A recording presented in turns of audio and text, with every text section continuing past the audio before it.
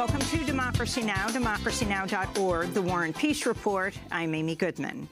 Senate Republicans have passed a sweeping rewrite of the U.S. tax code that will dramatically impact not only household income, but also health care, domestic spending, even oil and gas drilling. The plan would slash taxes by nearly $1.5 trillion, with most of the cuts benefiting major corporations and the richest Americans, including President Trump and his own family. The bill passed the Senate in the early morning hours of Saturday on a vote of 51 to 49, with every Democrat voting against the bill and all Republicans voting for it, except for Senator Bob Corker of Tennessee. Democrats blasted Republican leaders for only making the final text of the nearly 500-page bill available a few hours before the vote. The final draft had handwritten notes scribbled in the margin. Among those condemning the bill was Vermont Independent Senator Bernie Sanders. The legislation passed last night gives incredibly large tax breaks to the very, very wealthy. It raises taxes on millions of middle-class families. It leaves 13 million more Americans without health insurance. It raises health insurance premiums by 10% a year, and it raises the deficit by $1.4 trillion. The bill would also roll back the estate tax on inherited wealth, which currently applies to about 5,000 of the wealthiest U.S. families. According to a report in Public Citizen, more than half of all registered lobbyists in Washington, D.C. worked on the tax bill. Republican leaders are preparing to form a conference committee to hash out differences between the bills passed by the House and Senate. We'll have more on Saturday's historic tax bill after headlines with Minnesota Democratic Congressmember Keith Ellison. President Trump's former national security advisor, General Michael Flynn, pleaded guilty Friday to a single felony count of lying to the FBI about conversations he had last December with Russia's ambassador to the U.S. Flynn's plea came as part of a deal that'll see him cooperate with special counsel Robert Mueller's probe into alleged Russian government meddling in the 2016 election, and could see Flynn testify against President Trump and members of his inner circle. The deal also raises the prospect Flynn may have worn a wire for the FBI or otherwise secretly recorded conversations with administration officials. Documents handed to investigators as part of the plea deal show Flynn was ordered to speak with Russian Ambassador Sergei Kislyak by a very senior member of presidential transition team, cited by many news outlets as Jared Kushner, President Trump's senior advisor and son-in-law.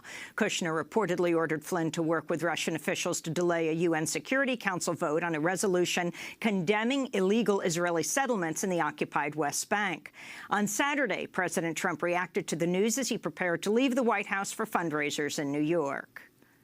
What has been shown is no collusion. No collusion. There's been absolutely no collusion, so we're very happy. And frankly, last night was one of the big nights. Over the weekend, Trump lashed out against the Russia investigation, a series of tweets writing the FBI's reputation is in tatters and repeating his claim that former FBI Director James Comey lied when he testified that Trump asked him to call off the Bureau's investigation into Michael Flynn. In another tweet, Trump wrote, quote, "I had to fire General Flynn because he lied to the vice president and the FBI," unquote. Legal scholars say the tweet could be used to prove President Trump committed obstruction of justice when he fired Comey as FBI director. On Saturday, Trump's personal lawyer, John Dowd, claimed he was the one who drafted the tweet, saying he had made a mistake. In Honduras, thousands of protesters poured into the streets Sunday to denounce alleged election fraud and to support opposition presidential candidate Salvador Nasrallah.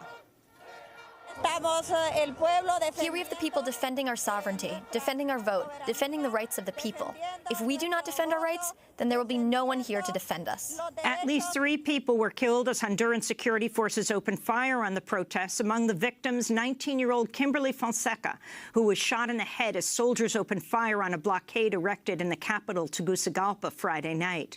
The protesters charge Honduras's Electoral Commission, which is controlled by U.S.-backed incumbent President Juan Orlando Hernandez, with rigging the vote count and delaying its announcement of the outcome of the November 26 election. We'll have more on the crisis Honduras later in the broadcast. In Yemen, there are conflicting accounts about the fate of former President Ali Abdullah Saleh, with Iranian media reporting he was killed by Houthi rebels after an assault that blew up his residence in the capital, Sana'a. Saleh's office in Yemen is denying the reports, which came as Houthi rebels and forces aligned with Saleh fought pitched battles in the streets. The rebels have been in an uneasy alliance with Saleh's forces until he threw his support to the Saudi-led coalition Saturday, effectively switching sides. Meanwhile, an airstrike by the U.S.-backed Saudi-led coalition killed at least 12 people in the city of Sana'a on Sunday. This is Megahid Gassar, who was badly wounded in the bombing. They targeted my house while there were 18 to 20 guests. The whole family was inside, as well as our cattle. Everything is gone. There's nothing left. On Saturday, top UN officials called on the Saudi-led coalition to lift its blockade of Yemen's Red Sea ports, warning, quote, the threat of widespread famine in a matter of months is very real. In Syria, warplanes struck residences in the rebel-held city of eastern Ghouta near Damascus over the weekend, killing 27 civilians and injuring dozens more. Video posted by the White Helmet Civil Defense Group appears to show the workers pulling bodies from buildings reduced to rubble, with children among the injured and dead. In Israel, tens of thousands of people marched through Tel Aviv Saturday, calling for Prime Minister Benjamin Netanyahu to step down and for an end to government corruption. A bill expected to be approved by the Israeli Knesset next week would bar police from publishing findings in 2 investigations into Netanyahu, who's facing possible criminal charges of bribery, fraud, and breach of trust. Netanyahu has been accused of trading political favors for luxury gifts, including cigars and champagne and other crimes. Meanwhile, President Trump is expected to decide today whether the U.S. will recognize Jerusalem as Israel's capital city and whether the U.S. will move its embassy there from Tel Aviv. Trump's planned announcement comes after senior advisor Jared Kushner, his son-in-law, told the Savon Forum in Washington, D.C. that Trump had not yet made a decision. Israel has occupied East Jerusalem since 1967, and Palestinian leaders have condemned any plans by the U.S. to recognize Jerusalem as Israel's capital. In Malta, police have arrested 8 people in connection with the assassination of the investigative journalist Daphne Caruana Galizia, who died in October when a powerful bomb planted in her car exploded near her home. Police will have 48 hours to question the suspects before either charging or releasing them. Galizia is known for her work exposing corruption, tax evasion, and organized crime. Back in the United States, more than 5,000 people rallied at Utah's state capitol in Salt Lake City Saturday, protesting President Trump's plan to open up protected federal lands to mining, logging, drilling, and other forms of extraction. Trump's scheduled to visit Utah today, where he's expected to announce he's shrinking the Bears Ears and Grand Staircase Escalante national monuments. On Sunday, over 100 protesters dressed in white lay on the lawn of the Utah Capitol building and spelled out the words, "Go home, Trump," with their bodies. Former Access Hollywood host Billy Bush has responded to reports that President Trump's denying the veracity of the 2005 videotape in which Trump boasts about sexually assaulting women. In a New York Times op-ed published on Sunday, Bush writes, quote, President Trump is currently indulging in some revisionist history, reportedly telling allies, including at least one United senator, that the voice on the tape is not his. This has hit a raw nerve in me, said Bush. Bush writes he believes the stories of Natasha Stoynoff, Rachel Crooks, Jessica Leeds, and Jill Harth, who say Trump kissed them without consent, as well as Kristen Anderson's account that Trump groped her genitals at a New York nightclub in the 1990s. In California, former Republican governor and Hollywood star Arnold Schwarzenegger canceled a planned appearance at an awards dinner for California Common Cause Friday amidst renewed protests over his history of sexual harassment allegations. In 2003, the LA Times reported 6 women accused Schwarzenegger of groping, harassing, or humiliating them on movie sets or in other settings over a more than 20-year period. New York City's Metropolitan Opera has suspended longtime conductor James Levine over multiple sexual abuse claims. At least 3 men have accused Levine of abusing them decades ago when they were teenagers. Walmart has stopped selling a T-shirt that advocates for the lynching of journalists. The shirt, which was available in Walmart's online store, read, quote, "Rope, tree, journalist, some assembly required." The T-shirt made headlines last year when a Reuters photographer captured images of a man wearing it at a Donald Trump campaign rally in Minnesota 2 days before the election.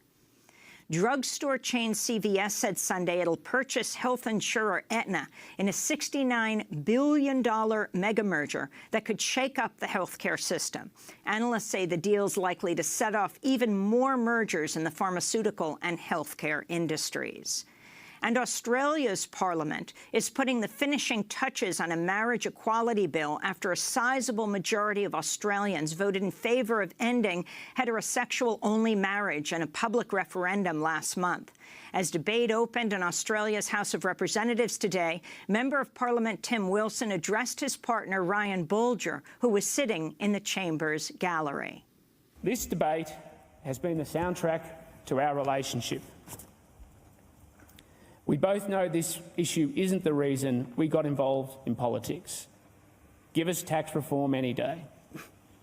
But in my first speech, I defined our bond by the ring that sits on both of our left hands, and that they are the answer to the questions we cannot ask. So there's only one thing left to do. Ryan Patrick Bolger, will you marry me?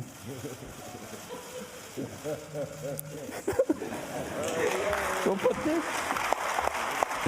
And those are some of the headlines. This is Democracy Now!, democracynow.org, The War and Peace Report. I'm Amy Goodman.